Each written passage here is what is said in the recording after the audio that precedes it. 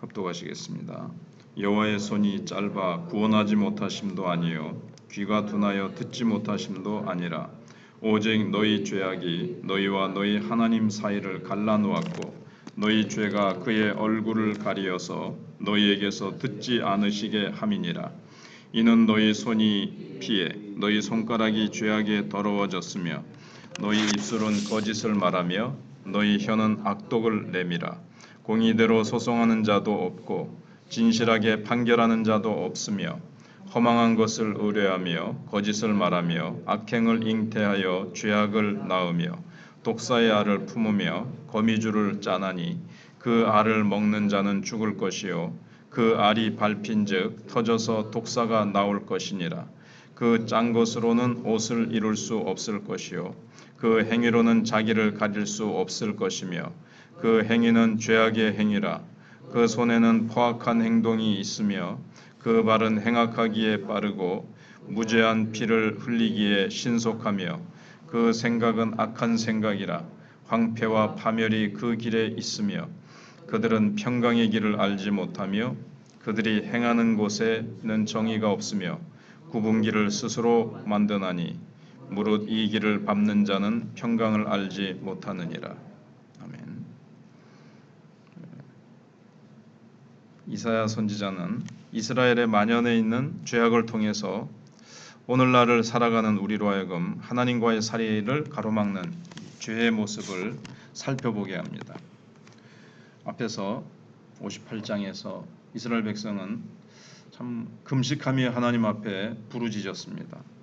그런데도 그들은 계속 환난 가운데 그대로 있게 되었습니다. 그들은 이해가 안 되는 거죠. 금식까지 하면서 하나님을 부르짖는데 왜 자신들이 환난에 그대로 방치되고 머물러야 되는가? 근데 그 이유에 대해서 59장 오늘 1, 2절이 말씀하고 있죠. 여호와의 손이 짧아서 구원하지 못하는 것이 아니다. 너희의 죄악이 하나님과 너희 사이를 내어서 하나님이 구원하시지 못하도록 그 사이를 죄가 가로막고 있다고 말씀하고 있습니다. 그들은 종교적인 열심을 내었습니다. 형식적인 그러나 금식이었기 때문에 하나님의 구원의 은총이 드러날 수 없다고 그렇게 말씀하고 계십니다. 왜 우리가 부르짖는데 하나님 응답해 주시지 않습니까? 그들은 불평합니다. 그러면서 이들의 불평은 하나님이 무능하셔서 그렇다라고 조소하는 그 조롱죄로 이어진 겁니다. 선지자는 하나님의 구원 역사가 드러나지 않는 것이 백성들의 죄악 때문임을 분명히 밝히는 것입니다. 그래서 백성들의 죄악상을 구체적으로 3절부터 8절까지 다 기록되어 있는데 이걸 보면 로마서 3장에 바울이 인용하고 있는 말씀이죠. 의인은 없나니 하나도 없고 모든 사람이 죄를 범했다. 그래서 피 흘리기에 빠르다. 평강의 길을 알지 못한다. 입은 열린 목구멍과 같다. 독사의 독이 나오고 그러면서 바로 이 말씀을 사도 바울이 죄인된 모습에 이렇게 기록하는데 이 말씀을 인용하고 있습니다. 각종 피 흘림, 불의한 재판, 불의를 도모하는 그 모습 그리고 그 계획의 실행이 항상 죄악뿐이다. 이렇게 말씀하고 있습니다. 죄를 생산해내는 공장이 된 거죠, 인간이. 사실 선지서들을 보면 소선지서든 이 이사야서나 예레미야서와 같은 대선지서를 보면 정말 끊임없이 이제는 그만해도 알아들을 만한 것 같은데도 또 죄의 모습이 또 나오고 또 나오고 용서와 또 반복되는 죄악 또 심판, 처벌, 또 회복 그런데도 또 죄의 모습 이 얼마나 끈질긴 죄의 모습인지 사라지지 않는 이 죄의 모습 왜 이렇게 반복해서 끊임없이 나올까? 이 죄의 문제는 인간의 능력으로는 결코 해결될 수 없어서 예수님이 오셔야만 되고 예수님이 십자가에 죽으셔야만 되고 성령이 오셔야만 된다 하는 것을 성경은 뼈저리게 그렇게 귀에 못이 앉도록 그렇게 말씀하고 있습니다. 우리의 죄성은 쉽게 정말 해결될 수 있는 문제가 아니고 인간의 교육과 문명의 발전으로 해결될 수 있는 문제가 아니고 이 문제는 정말 깊고 깊은 곪고 썩고 썩어서 도저히 인간의 힘으로는 이 세상 그 어떤 것으로의 힘으로는 해결될 수 없고 예수의 피로만이 해결될 수 있다는 것을 보여주기 위해서 절실히 예수 그리스도를 바라보게 해주는 그런 말씀입니다. 이사야는 사회 공동체 그 당시에 만연한 이 부조리, 무죄한 자를 확살하고 제사의 희생을 위해서 유아를 살해하는 행위, 불의한 소송과 판결 이런 걸 쭉 얘기합니다. 영적 분별력을 상실해서 사회 전체가 어둠의 길로 구분 길로 가기 때문에 평강의 길을 그들이 알지 못하고 구분 길로 가면서 멸망의 길로 그들이 스스로 간다라고 계속 낱낱이 그 죄악의 모습을 구체적으로 이야기하고 있습니다. 죄악의 결과로 사회는 공평과 정의가 없습니다. 오늘 우리 사회가 그렇게 되어가고 있습니다. 진리에 대한 하나님의 말씀도 없고 모든 백성이 영적 소경 상태에 빠져 있는 거죠.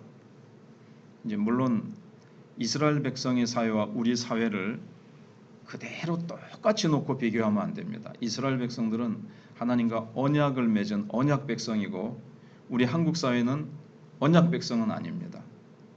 그러나 하나님께서는 그렇다고 해서 조금은 달리 취급을 하시지만 그러나 똑같은 점은 불의가 가득하고 공정한 재판, 공평과 정의가 시행되지 않는 어떤 민족, 어떤 사회도 하나님이 그대로 내버려 두시지는 않으시고 하나님께서는 때가 되매 반드시 심판하신다는 사실은 마찬가지입니다.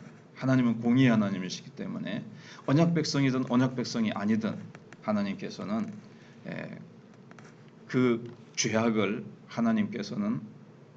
죄악을 따라 하나님께서 처치하시지 언약 백성이라고 뭐 봐주고 그렇지 않다고 해서 또 너희는 언약 백성 아니니까 하나님이 또 그냥 넘어가고 그런 건 아니라는 거죠.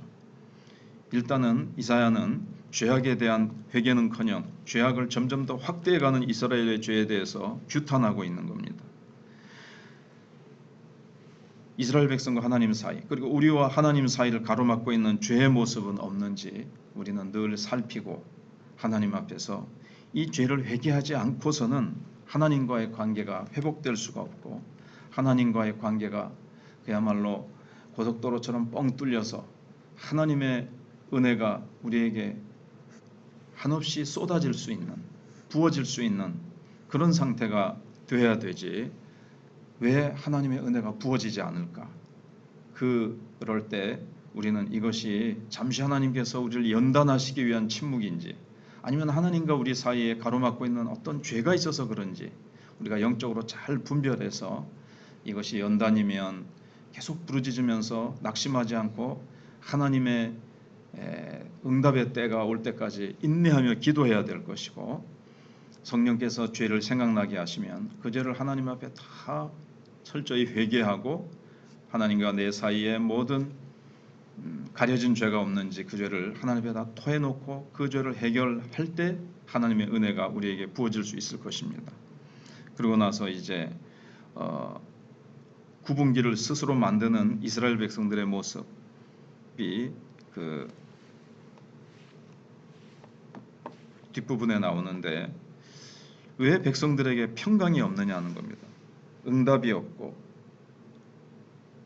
그 다음에는 8절에서 그들은 평강의 길을 알지 못하며 백성들의 이 죄악이 하나님의 구원의 손길을 막고 있고 그들이 스스로 구분길을 만들어서 가는 거예요. 평강의 길이 아니라 구분길은 이 구분길을 스스로 만들어서 가는 이 어리석음.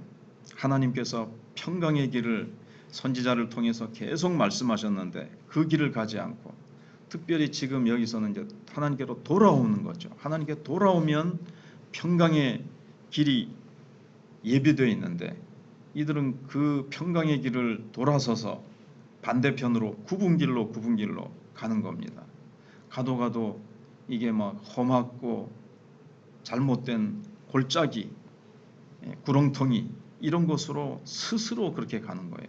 영적 소경이 되었기 때문에 잘못된 길로 가는 겁니다. 그래서 인간에 미치는 가장 큰 피해는 뭔가 하면 창조주 하나님과의 교제를 스스로 단절시키는 겁니다.